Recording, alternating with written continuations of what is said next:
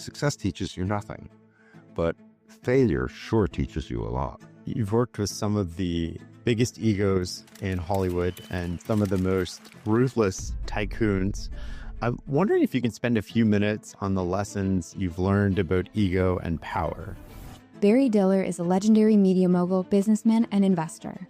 He is the chairman and senior executive of IAC and is best known for co-founding the Fox Broadcasting Company with Rupert Murdoch and leading Paramount Pictures. Over his career, he has reshaped television, film, and online media. He remains one of the most influential figures in business and entertainment today. We're certainly at the brink of the next revolution.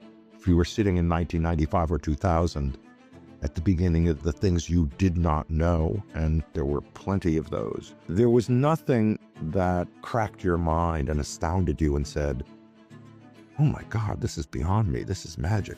Google, over the years, was consistently, as its monopoly grew, was squeezing the people who kind of lived on it as a serf on its land. But when I found an asset that couldn't be disintermediated by search, I thought, wow, that wasn't AI. That was just the characteristics of the internet environment. The only thing that will save us is our brands, and whether our brands and the content we make resonates enough directly for people to recognize a brand and want to be brand involved rather than agnostic. I believe until the last breath that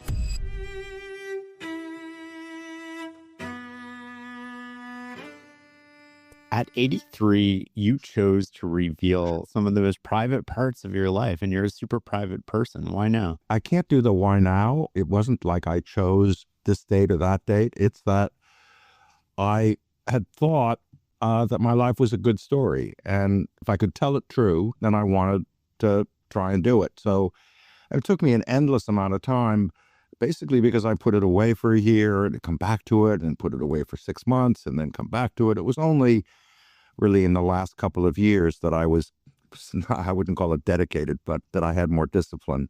I never was sure I would publish it. And then I got to a point where I said, I've done it. I've kind of told it. I got it down. So let it go. My friends told me, publish it after you're gone, after you die. And I thought, well, I ain't going to have anything to do with that. So I'd rather have agency of my own. How does it feel to release it out loud into the world? It feels exposing. Now, it's now been I think 3 weeks or so. So I've gotten a bit used to it. But in the first days, I thought, oh my God, what the hell have I done here? I think the first day or the second day, I did I think it was a live interview on CBS Sunday Morning. And I know it wasn't live, it was taped, but it went out right away. And I thought, and I'm being asked all these very personal questions. And I thought, do I throw down this little microphone and stalk out? What do I do? And I thought, you know what? I've done it. So just go answer the questions and get on with it. And kind of once I did that, I relaxed in it a bit. Now I'm kind of used to the exposure. But yeah, I wrote a personal book. One of the stories that really stood out for me was as a child, you gave up on your mother while you were at sleepaway camp and you were sitting waiting for her to pick you up. That seemed to be such a defining moment for you. And it led to this craving of independence and non-reliance on other people. Can you talk to me a little bit about that? Yeah, I don't think it was a craving. It was a necessity. I knew at that moment, and it was a stark flash, those snapshots you have that you capture and they're always with you the rest of your life. And I have that snapshot of me in that moment. And I thought, I'm the only one to protect me. So I have no choice. That's what I felt. How old were you? Can you recount the story? I was 8 and I went to camp and I was not very happy there. I mean, a lot of children go to camp and have this, but mine was kind of acute.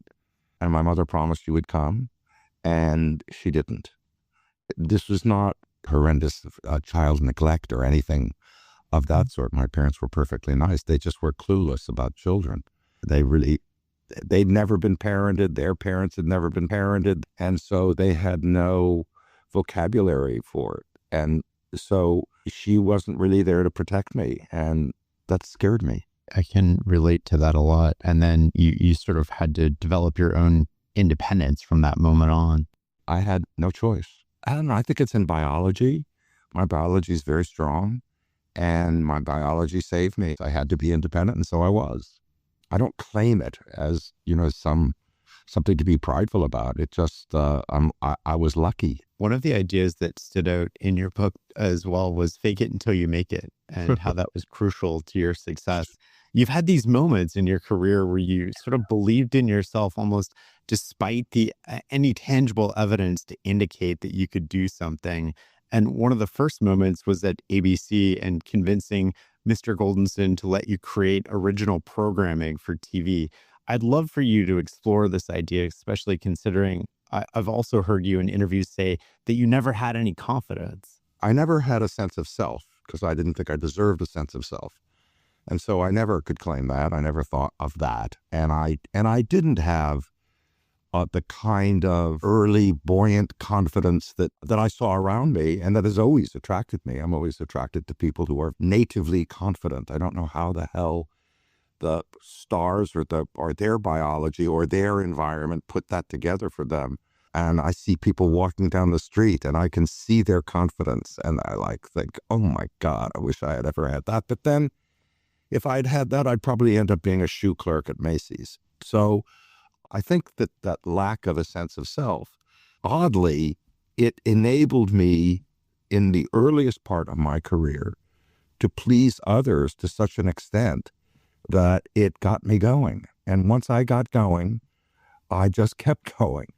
And I think that in a sense, lack of confidence or lack of sense of self propelled me to count as much as I could in the eyes of others. You said that you were sort of an unambitious teen. What changed? Was there a defining moment where you sort of I had no ambition. My family didn't think much, but whatever they thought, somewhat unexpressed, but coming out from them as an environment, my family had resources. And so I think they thought, well, they'd be supporting me. I'd never really have a job. I didn't want to go to school. I didn't want to go to college. I didn't want to do much of anything. I was hibernating for a good long time. But I'd always had this interest in the world of entertainment. I grew up around it. Most of my friends' parents were in the entertainment business in one form or the other. And so I was just pulled by it. It was a tractor beam that always drove me or intrigued me. And when I finally thought, I'm 19, I don't want to go to school, but I got to do something. I mean, I was basically staying up nights and sleeping most days. And I thought, well, I would like to learn about the entertainment business. And I thought there are these talent agencies, William Morris, probably at that time, the most famous #1 agency. And they had a mailroom where they, so to speak, trained people to be agents. I didn't want to be an agent. I thought I'd never be an agent. That was ridiculous. Talk about if you don't have a sense of self, how can you represent others? How can you ever have the confidence to go sell somebody that you're going to take care of their lives? But I thought I could go and learn.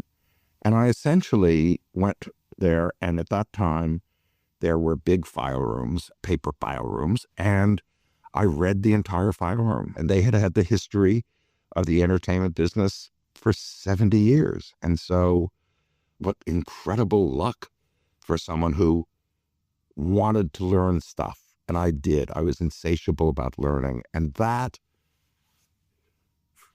literally from one day to the next lit a fire of ambition and purposefulness. I love the idea of sort of dark hours and sort of hours learning and preparing that other people could do but didn't do. And you sort of alluded to the fact that nobody wanted that job downstairs in the room. It was just you. Yep. I was really lucky because all the people who were in the mailroom, well, they just wanted to get to be agents. Since I didn't want to be an agent, I took the job no one else wanted. They all wanted to go, in that horrible word, network around, meet people, press people, do whatever. I went to the dungeon and had this job that allowed me basically almost the entire day to read. And that's what I did for 3 years until I think they were on the verge of throwing me out. You said you never had a goal, and that's sort of what allowed you to do that. They all wanted to be agents, so they Yeah. were working towards that. Can you go a little bit deeper on that? Look, if you want to be a doctor, yes, that's a goal. And you've got to go do step to get there. There are roles like that. But if you have a specific craft or something, you can name that craft as a goal and train for it or do whatever you have to do for it. I've never had any goals. I had the goal that I wanted to count, and I had the goal that I was fascinated by the entertainment business. I don't like it when people come in to the early stages of a broad general entertainment career and say, I want to run a studio or things like that. I think whatever your interest is, you just get on the broad path. Whatever door you got to bang to get in there, you get on the broad path and everything else takes care of itself. You don't have to say, I want to be this or I want to be that. And I've always mistrusted that. I was thinking about this as I was reading that in your book. And the thing that came to me was sort of people look at jobs as stepping stones. Yeah. This is temporary until I get the job I want. I want to be an agent's assistant until I'm the agent. But then they're never fully present in the job. They're never just... Yeah. I mean, listen, maybe it might work for some, I guess. My observation is it doesn't really work. What works is if you get lucky enough to get a position that you don't have experience for, that you haven't mastered, and then you just go about doing it, the sparks you set off naturally impress others and lead. They drag you to the next step. You don't have to do much of anything. And I think when you do too many things, you see people whose naked ambition is so structured. And so people who say, well, I need to go out and network. And I hear that and I think, oh, you fools. I mean, what are you talking about? You don't really need to do that. It's this kind of pro forma thinking of the things you should do, the steps you should take. It really is far more naturalistic than that. Do you remember the first person who had expectations of you? Yes. At one point, one of the things of progress in that mailroom environment is you work on an agent's desk as his assistant secretary at that time, but assistant. I was very lucky that the person, my second time I did it, was for someone who did take an interest in me and was kind of the first person where I could see, I know what I'm doing for him and I know how effective I am for him. By the way, it's not like he ever said it to me particularly, but I could feel it and know it. And that he had confidence in me gave me the imagery of confidence in myself. And that was probably the first time. So he believed in you more than you believed in yourself. Well, I had no belief in myself. So, I mean, and I'm not exaggerating this just for drama purposes, but I didn't have any belief in myself. But I don't even know if I now have much belief in myself. I know how absurd that probably is to say, but I can only reflect on my own dim innerings. I think that there's no doubt that his confidence in me spurred me on, for sure. I don't know that it ever made me feel confident, but it sure spurred me on. I just wanted to please him more, and I did. I was the best little assistant the world had ever created. You've worked with some of the biggest egos in Hollywood and some of the most ruthless tycoons. I'm wondering if you can spend a few minutes on the lessons you've learned about ego and power. I'm direct and I'm sincere and often quite blunt. That, in a way, does make people maybe trust you. I'm generally very trusting.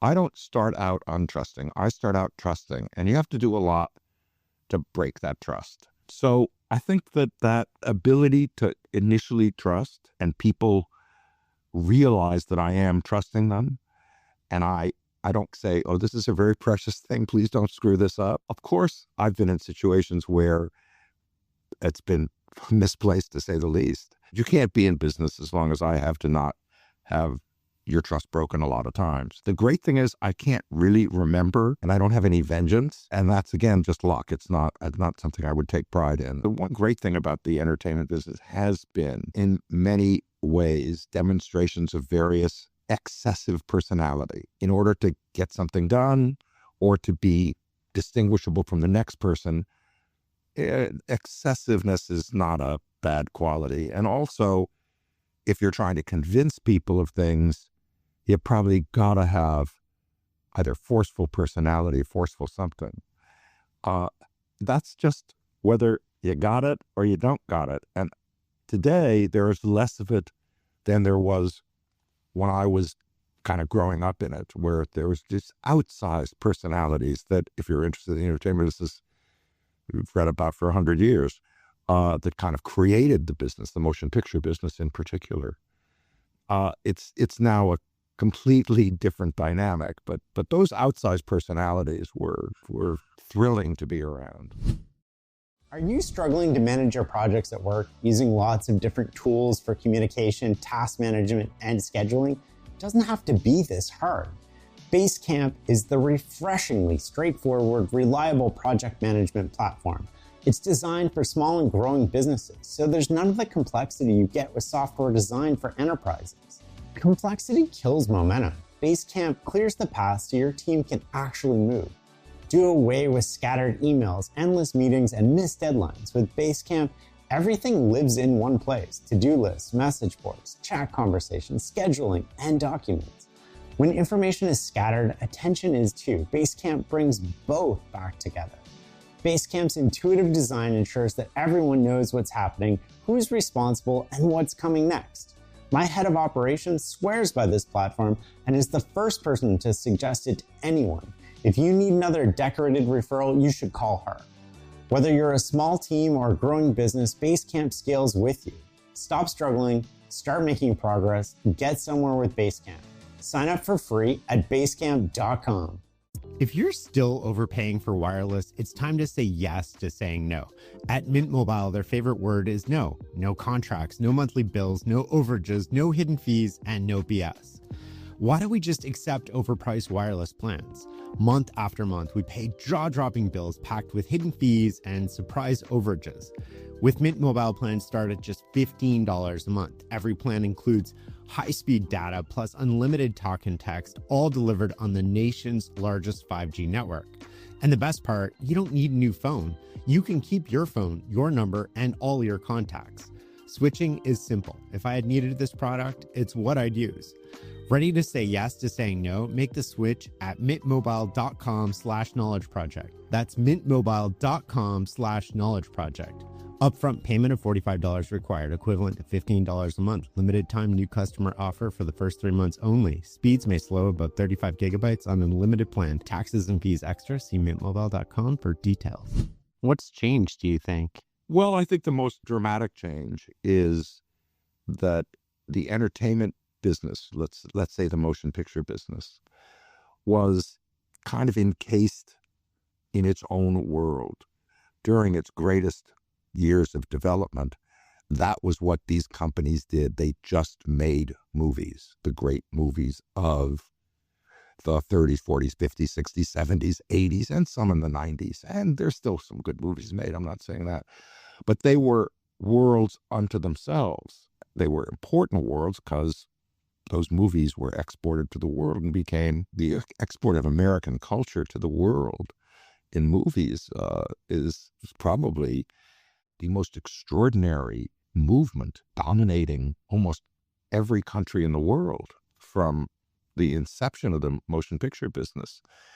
And as time went on, they started doing television, and then they owned cable networks and television networks, et cetera. And as they diversified, movies notched kind of somewhat down the ladder of importance to these places. I think that has an effect on the work itself. When the senior-most person wakes up every morning and worries about what's going to happen with the movie they're making and how it's doing and all of that, the care and feeding of it, is far different than it being number 87 in the priorities of a large conglomerated company. But the most profound took place with streaming, when technology essentially overtook the entire ecosystem of the manufacture of television and movies.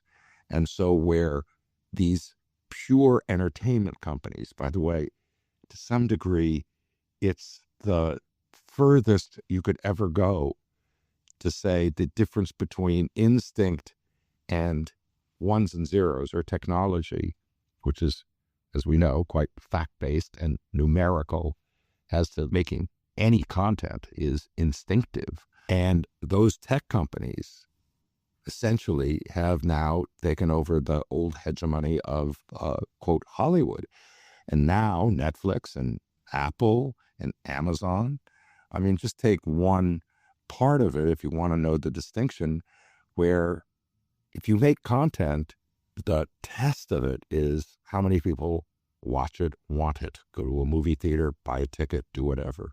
So you're in direct relationship to the reaction to that thing that you made. If you're Amazon and your main business is subscriptions in Prime, and you offer content as kind of the thing in the front of the store to get people to come in, you're so far away. It's a different business model. It's no longer based upon, oh, I love that program, I love that movie, I pay my money, I react to it, and the reaction is to the people who made it. In this case, that's not the business model. So it's a completely different environment than it was. Now, I'm not saying it can't produce good things. Good things do get produced, and they will continue to be. But the environment and the process is different. And I think probably just pound for pound. Well, I can say this about it, because I can't. Yes, I can, but it's boring to say, God, it was so much better 8 years, 10 years, 20, 30 years ago in terms of making stuff. It used to be, for sure, up until recently, it was fun. You had fun doing it. You did it. You set up your tent every couple of month or two. You'd have a movie come out, and you all run towards figuring out how to make it work, et cetera, et cetera. And then your next excitement was the next movie, and you lived in that environment. And if the movie was good, it lasted for a while. Things now go so quickly. So it is not a process today where most people in it will say they're having a good time. It's just so fractionated now that and it goes so quickly that the great thrills of making great programs is kind of gone. Do you think it's too numbers driven? I mean, you mentioned instinct as a deciding factor. You used to decide on instinct, and, other people would bring numbers. And I think one of your quotes, if I remember correctly, was numbers can tell you what has happened in the past, but they won't tell you what's happened in the future.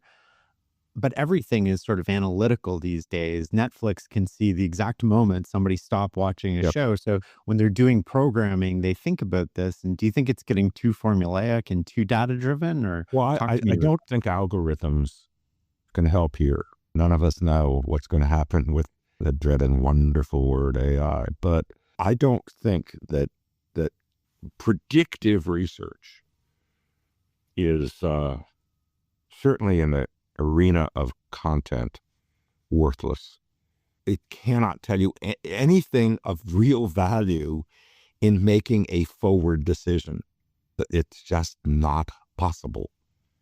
And yet everybody wants it to be possible. Why? Because making instinctive decisions is living with great insecurity. There's no way to be secure when you're making decisions based on instinct. If I can get more comfort by using this piece of data or that piece of data to, quote, help me, lovely. But it's a delusion. It's almost like hiding, the safety in the numbers. I wasn't wrong. The numbers were wrong. And you can absolve yourself from responsibility in a way. You can only do that for so long, because in the end, your work will get you, good or bad. And there's nothing you can't hide. That's the thing that I will always love about that world is you're out there with whatever you've made, you've put together, whatever role you played in it.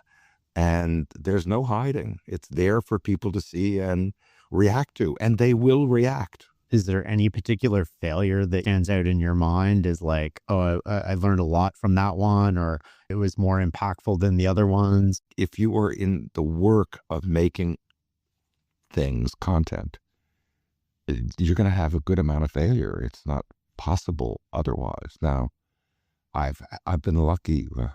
I won't say it's luck. That isn't luck. But I've had enough successes to balance the failures, and probably have had a better average, let's call it, of that. But every failure in some way ought to teach you something. And success teaches you nothing. But failure sure teaches you a lot. Are there lessons that you've sort of been taught multiple times from failure that you're sort of like, I keep running into that, but it's a different version of the same problem? The most important thing, and the thing that I have been reminded of continuously, is to keep scrubbing my instincts clean, as it were. Every time I've made a decision out of cynicism, I wouldn't say every time, because sometimes probably it does work, but there's a continual theme of cynical decision making that is poor. So being naive, not being cynical, being able to not let life experience, so to speak, infect your basic instinct, your ability to know a good idea from a bad idea. That has been, if anything, the thing that constantly I've had to work at. Because as you gain experience, the natural tendency is to be cynical, or is to be sophisticated, is to know things. And it's something that I've just learned to fight against, not always successfully.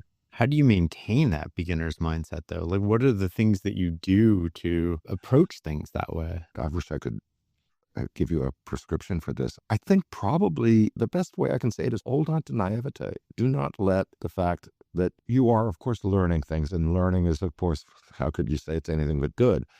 But living in an environment where the corrosiveness of the day grinds at you and makes you worriedly cynical and all of that is just something you got to fight against. It ain't the best prescription, but that's all I got. You mentioned AI. I want to come back to that in a second. You've lived through major technological disruptions, from cable to TV to home video to theaters becoming less important. And now we have the internet and we have AI here. I'm wondering if you can spend a few beats on AI and tell me about how you see that not only impacting the media and film business, but also maybe double click on how you think it's going to impact the website and travel and all of these other things that you're involved in. Off the content business into the worlds that I've been in for the last 25 or so years, which is the worlds of internet tech life with Expedia and dozens and dozens of other websites, commerce sites, etc.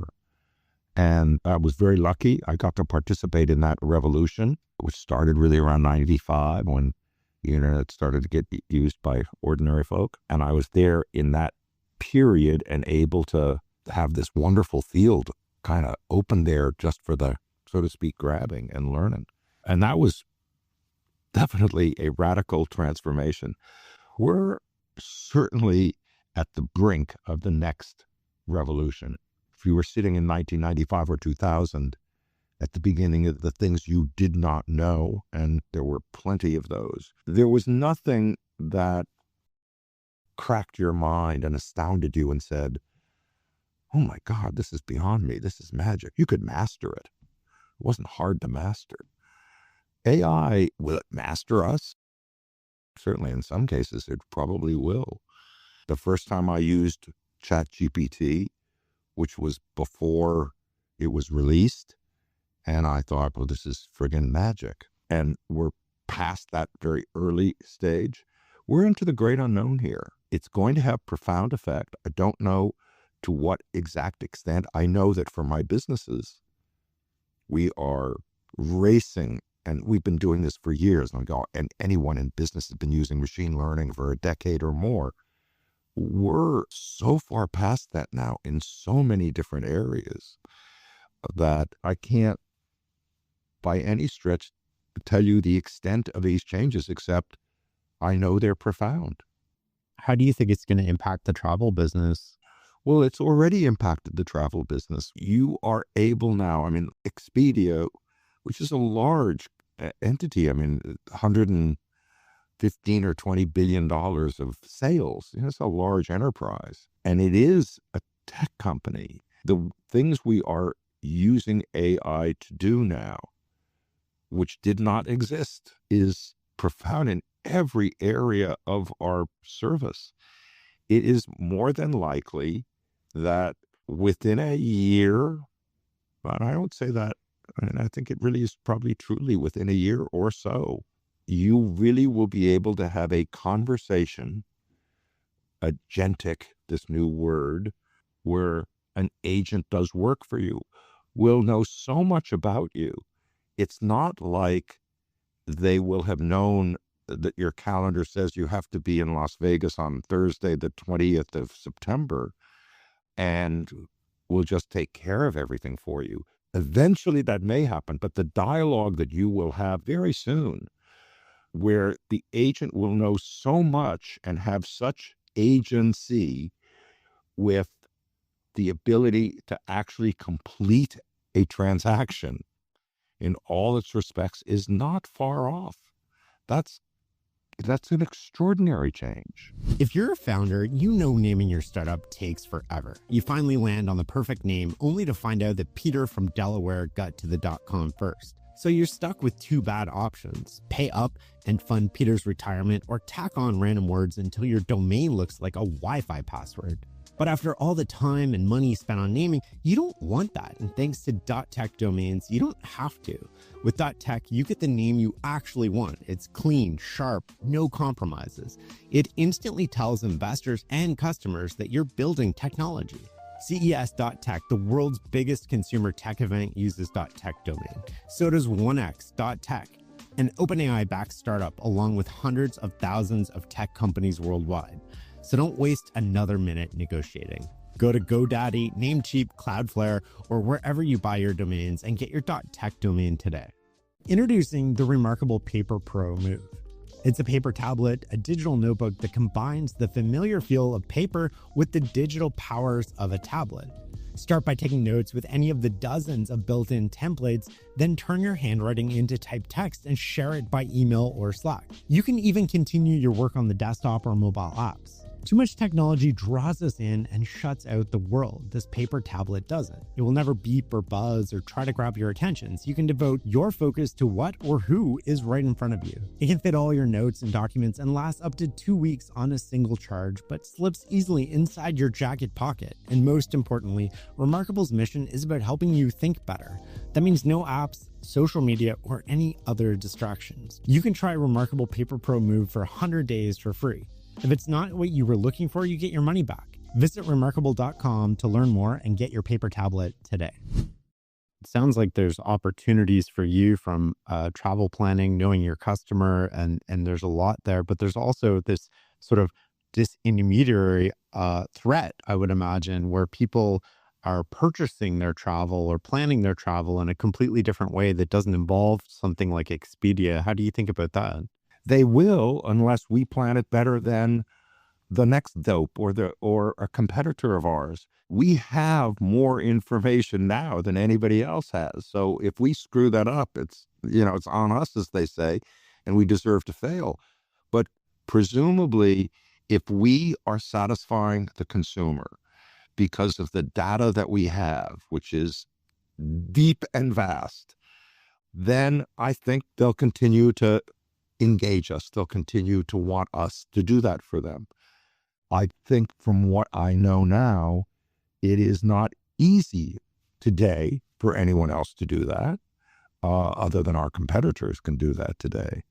But it's not easy for any large language model or any modality that I know of.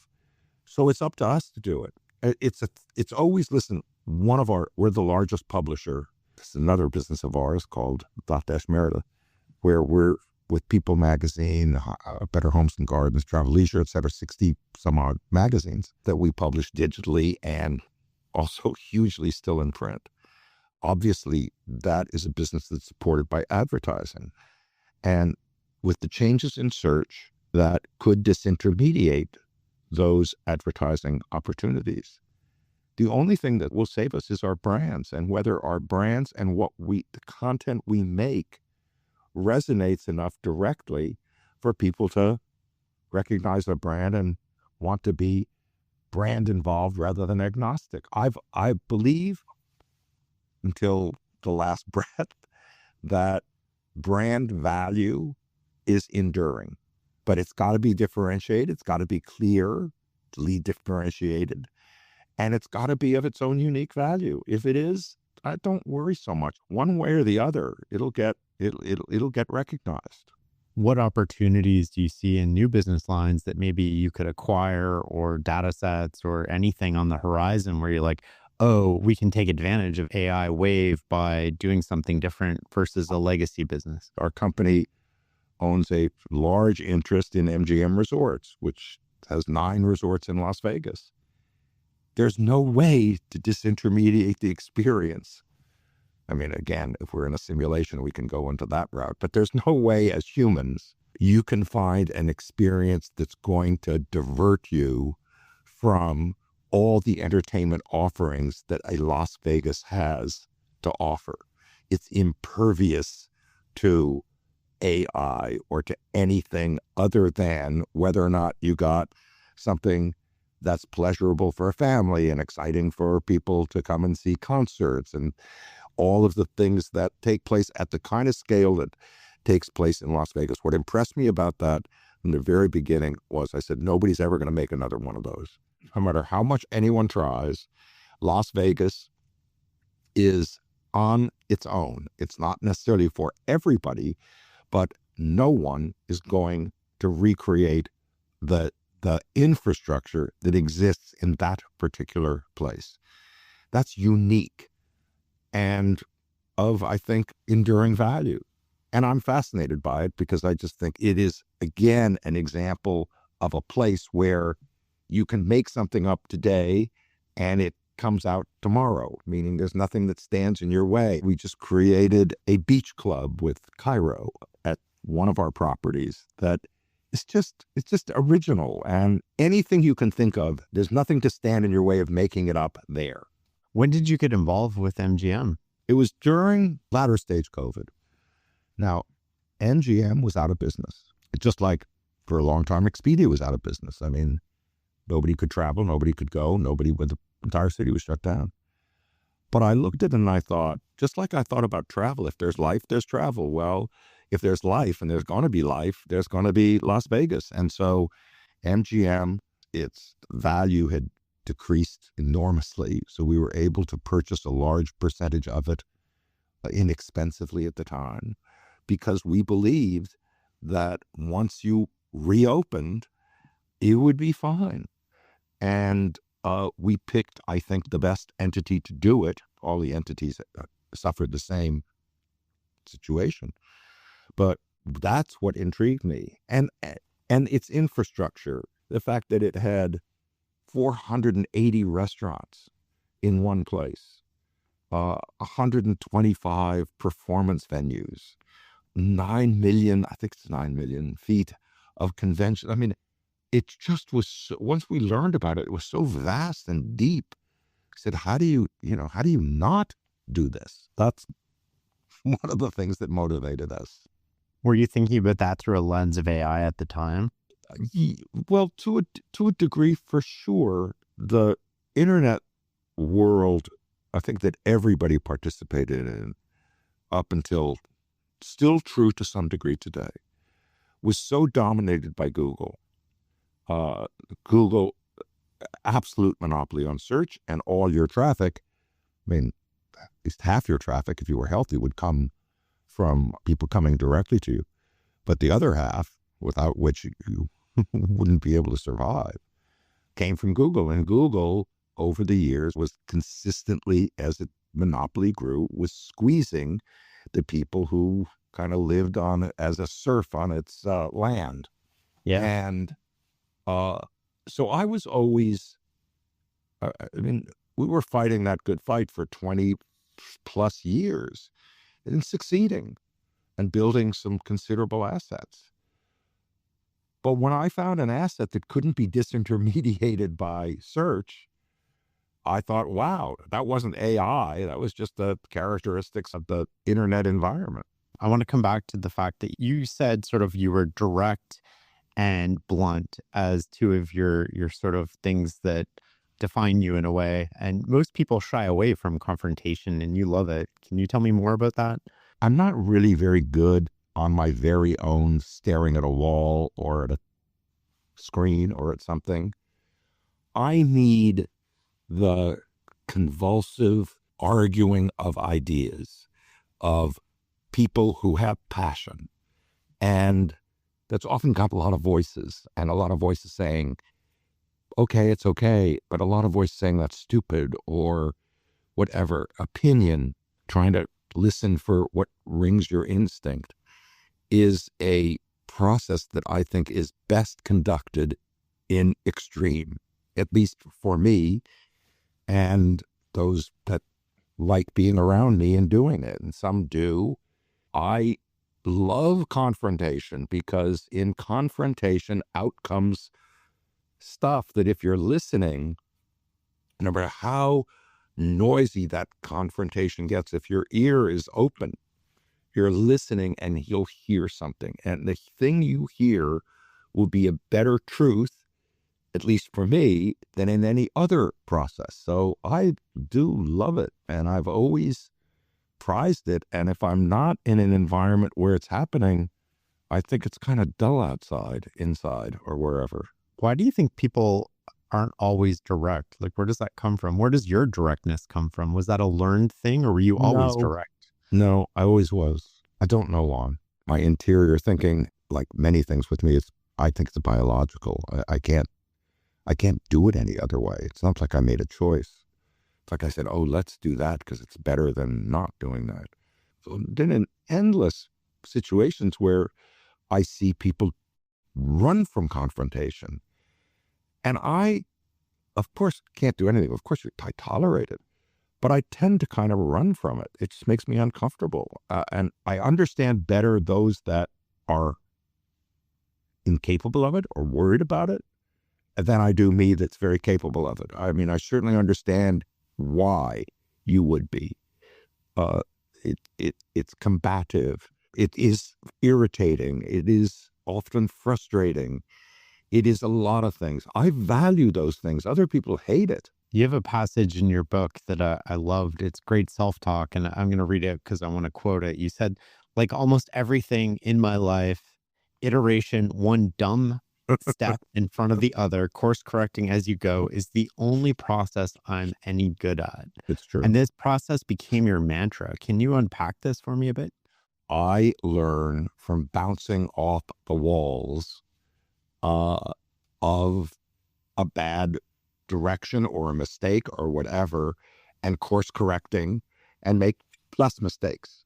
Look, there are some people for sure, relatively few, but there are certainly people who don't need to bother with that because they are brilliant in ways I'm not.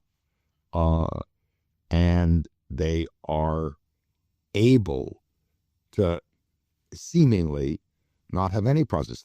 That's where genius lies. For those people that are fantastic, my observation is they have other problems. But for those of us who are not, particularly in something that hasn't happened before, now, things that are very known, you can find guideposts. But in the world that I am involved in, and the world that I'm most happy to be involved in, is where something isn't known and you are making progress as you go, building a company step by step, an idea from whatever, wherever it comes from to whatever it's going to be. The only way to proceed is in that world of unknown, of building something, is I can do it only by bouncing off the wall, going a step forward, pushing back, being pushed back a half a step, and eventually making less mistakes and busting through. I think what keeps people from doing that is they don't want to look like an idiot. So it prevents them from starting in the first place. They don't want to look like an amateur. They're scared, but what's your reaction to that? It was a long time ago. I don't know who said it or whatever, but it rang for me very true. Somebody said something and someone else said, well, that's stupid. And the person said, that's what I want. Stupid. The more I hear stupid, the more I will hear ideas. And so if you're in a process with other people and any idea, dumb, stupid, wrong, any one of those words you want to attach to it, is a step to the next idea, which isn't. You got to get stupid before you get smart. You never feared failure because you had one primary fear most of your life, which made it easier for you to eliminate other fears. Yet one of the things that stood out in the book was you had this contradiction. You struggled with this decision to leave Fox and start your own thing. Can you explore the tension there between what was the fear going into that? I'd been working in companies since I was 19. That was 30 years later. I was 49. I'd been a very good corporatist. I had run 2 movie companies and incredibly successful in the world that I was in. And yet I yearned for something that was my own. And it wasn't mine. I mean, I worked for large enterprises. And like any good employee believes and acts like it's theirs. But that's a delusion. It isn't theirs. It's someone else's. And that struck me and sat with me for, once I'd realized that I had this yearn for independence, I was very comfortable. I was, as I said, you couldn't be more successful than I was at that time. We created the Fourth Network. You had the Simpsons, like you had we had a very successful movie company, et cetera, et cetera. But it wasn't mine. And I thought, well, what am I going to do about that? And I came up with this thing in my brain that I couldn't get out of my brain, which was either you are or you're not. It's binary. And you can do what most executives do, which is you rationalize and you live a pretty good life. So you rationalize your situation, or you just say, well, this is what it is. And you don't have any yearn to be independent or on your own. I did. And I knew that that was binary, and it just kept at me. Wasn't that I was afraid. It was, I didn't want to confront the very binariness of it, because on the other side of not being a corporatist or being on your own or being independent or wanting to build something yourself is that you are very far away from the mother church. You really are on your own. And while it didn't frighten me, it was like such a different solar system that I couldn't even conceive of it other than in these terms of you are or you're not. And I couldn't accept that I was not. And that's what got me out. It was my inability to accept that. And so I left Fox and had no clue what I was going to do. So up until that point, you had been on the receiving end of a lot of these compensation agreements, and now you're setting them for your CEOs. How do you think about that? Do you have a different approach than others, or how do you think about incentives and ownership? I believe in risk and reward. And I believe if you take risks, and if you're doing any valuable work, you're going to be taking risks. If it works out, the rewards should be there. And we now and always have, hope always will, compensate people accordingly. People can't gain wealth in the enterprises that I'm involved in. Something's wrong with the enterprise. So I'm about wanting people to give people the opportunity to create real wealth with unlimited upside for it. How do you think about that? Can you walk me through an example of sort of like how you think about the principles of compensation and alignment and base salary and sort of incentives? I think generally compensation that is stock-based is not the best route. It depends. Again, it's a broad general statement. For developed enterprises, it's not the best route. The best route is, up to me, a much simpler one. If you create value working in a project, or you create value to whatever degree you create it, you should share in that value on a cash basis, meaning any time period, a year, just take every year. If the enterprise does well, you should have a share of how well it does paid to you at that moment. What I have learned is that most people, you think that giving large populations options in the company's securities, that they would hold on to them. And what you find out is 80, 90%, the first moment that they, quote, vest, they cash them. So I don't know. I've got a lot of endless thoughts about that bore the hell out of everyone. Well, they won't bore me. I'm really curious about it, actually, because, stock-based compensation is, it distorts a lot of the economics of the business, and people think that it incentivizes or retains people when you've had no problem. I don't believe, by the way, I've heard retention arguments from time immemorial, decades of, well, we do this to retain people. I think that's ridiculous. You retain people. People stay in your enterprise because they like what they do and there's opportunity there. A handcuff, so to speak, or they stay because they haven't vested in this or that. I think that's hogwash. I don't believe in retention. I believe in opportunity. I like the idea of sort of participating in the success of the organization. How do you think about it as a new CEO coming in, maybe to a mature business? And do you set the compensation based on above baseline for next year? Or how do you think about that? You certainly, if you have an ongoing business, you're really compensating people for growth. I mean, other than base tasks that need to be performed, you want growth. If people can provide you with growth, you should give them a share of that growth. If they want to be an owner, they can take their cash compensation and then go buy stock. Yes, absolutely. Give them their resources and let them go do it. But the wealth you can create for them, it should be based upon what they do and what they produce. Have you ever lost anybody ever because you wouldn't give stock options? No, I don't think so. See, people might say yes, but I don't think so. One of my friends had a clever idea because he doesn't give stock options. So when he was recruiting people, they were like, we're walking away from all these options. And he's like, I'll give you the exact same options at the company you're leaving, but I'm not going to give you options in the company you're coming to. That's a good idea. I like that. One of the moments that really stuck out in your book, you had this core principle and you said that the clock starts ticking the moment you're made aware of the incident. From that second, you're responsible for the actions. And I think you hit on that in relation to two of your marketing people who were stealing from you.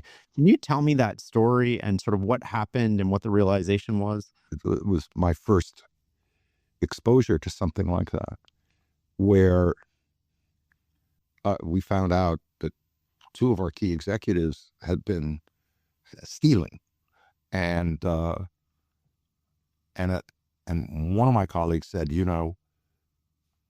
we can bury this. Another of my colleagues said, well, actually, one of the people who did this, they threatened you very directly, kind of blackmail, and saying, if you expose this or if you report this to the authorities, we'll do this terribly damaging thing, which was so heinous to me. But what I realized, and it is a great lesson for me, presuming you run a straight organization, meaning, in other words, presuming you're not engaged in nefarious stuff. But if something happens, and it doesn't necessarily have to be somebody stealing, it could be one of your products has some antisocial thing that you discover, or somebody in your organization has just done something that is unethical, whatever it is. And so long as you're running a general, like you have checks and balances, up until that moment that you know it, you have no issue with culpability, you have no agency, you have no nothing. But the second you know it, the clock is ticking. And you have to have that in your brain. You have to know that every second after that, what you do about that is now your absolute responsibility. I have a word bubble above my head about it, but it is a great discipline. And I've seen so many situations where that was not recognized, where prevarication or other methods where you're not aware that that clock ticks and every action you take is then your actions. Before that, you got no fault. I want to come to public broadcasting for a second. One of the things that I don't see getting enough attention that you wrote about was the fairness doctrine. I'm wondering if you can explain what that is and what the impact's been in getting rid of it. Well, the fairness doctrine was a fundamental tenet of broadcasting, which meant that you had to, in any dissemination of anything, you had to present, if there were two sides to an argument, you had to present them fairly. You had to be fair in your presentation. And this was, along with a lot of other regulation, thrown out some time ago, and I think is very unfortunate for the common weal, as they say, meaning that proviso for broadcasters, that and the fact that they still are, but they were licensed because they were using the public airwaves belonging to the public. And so you felt a responsibility, if you were in that world, to do the right thing. And we can define right in all sorts of different ways, but we all know what the mainstream of right is. To a very large degree, that's kind of been tossed. And I think it's just very unfortunate. How do you think about the media landscape today in terms of information, disinformation, and how it's all playing out with people? Oh my God. I mean, we're in a very difficult period about information, about facts. There is so much from our leadership that is not based on facts, is not true. It's promotional, or it's just outright not factual. And we hear this thing about, quote, fake news, principally by people who are faking news. Not always, of course. And listen, I hate the right as much as far right, as much as I hate the woke left is as horrible as the woke right, or the woke right is whatever, say it any way you like. But we have lost a central fact-based method for the dissemination of, call it news, broadly speaking. And this is, every bird brain knows this. Most of the talkers are talking essentially to themselves and to their audience, reinforcing what they think, which is not necessarily factual, wherever you are on the spectrum. The biggest issue we have is having faith and belief in information. And that's a sorry state. And there are some trusted sources, relatively few. We always end these interviews with the same question, Barry, which is, what is success for you? Well, success for me is remaining curious. It's the only thing that drives me is my curiosity. And if I'm curious, then that is success. I love that answer. Thank you very much for the time today. Nice to be with you. Thanks for listening and learning with us. Be sure to sign up for my free weekly newsletter at fs.blog/newsletter. The Farnham Street website is also where you can get more info on our membership program, which includes access to episode transcripts, my repository, ad-free episodes, and more. Follow myself and Farnham Street on X, Instagram, and LinkedIn to stay in the loop. If you like what we're doing here, leaving a rating and review would mean the world. And if you really like us, sharing with a friend is the best way to grow this community. Until next time.